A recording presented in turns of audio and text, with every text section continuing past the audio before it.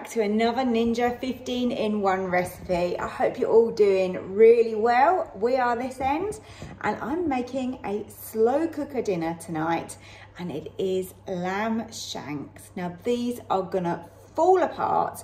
The sauce is absolutely delicious. Serve it with whatever you like. I normally like some green veg, maybe some mashed potato. These are stunning.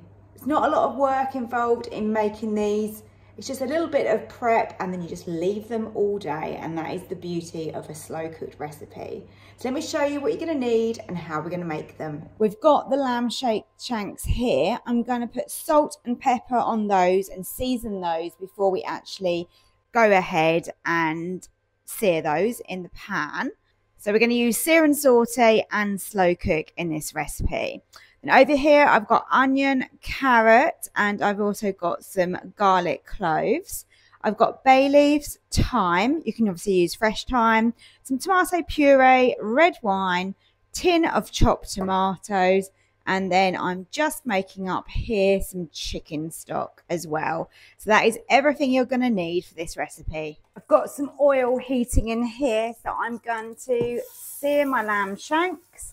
We're on sear and saute, and I've got this on pretty high to get lots of colour on the outside of those. All right, just giving my hands a quick wash. They've got the salt and pepper on those. And just turn them around in the pan in that oil. Doesn't take very long, so you can get a little bit of colour on those. It's always a good starting point though for any recipe like this. So we've achieved a bit of colour like that on the outside, so I'm going to remove those. I'm only cooking 2 lamb shanks tonight, but there is plenty of space in here. You can cook definitely 4 at a time, will be great. Next thing to go in is some onion. I'm going to add a little bit more olive oil to the pan, and I've turned the heat down a little bit. Let's add in some garlic, and I'm going to crush that in. As you can imagine, that is smelling really good. I'm going to make sure that your heat isn't too high because we don't want to instantly burn that garlic that's in there. Now I'm going to add my carrot. It's all been diced up. And ordinarily I would add some celery in here, but silly me, forgot to buy it with the food shopping, so I'm going to have to go without because this is what I've planned to make tonight.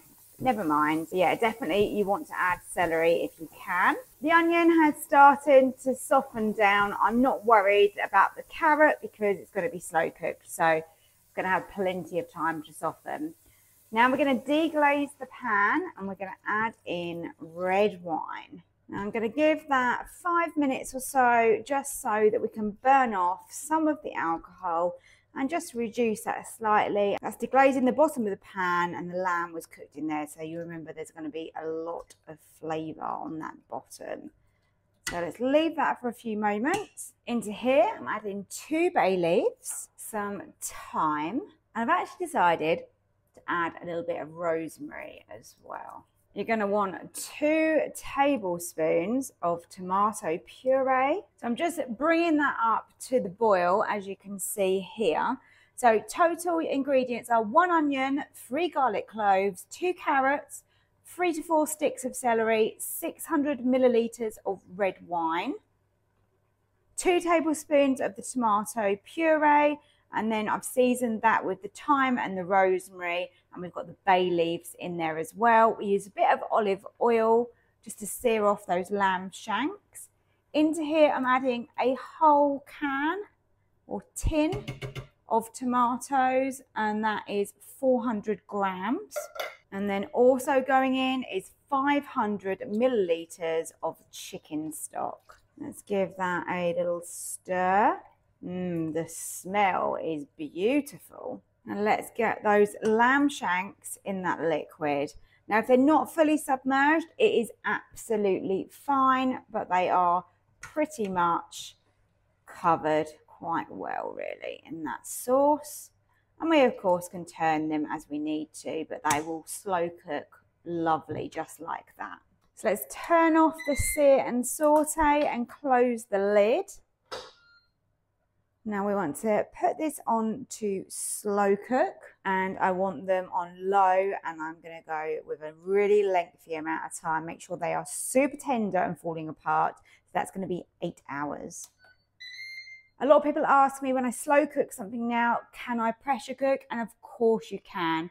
So you want to follow all of those steps, but then you want to pressure cook them for about 40 minutes on high.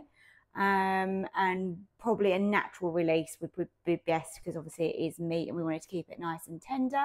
And I would think it would give you quite a similar result, but I do like slow cooking with my lamb shanks.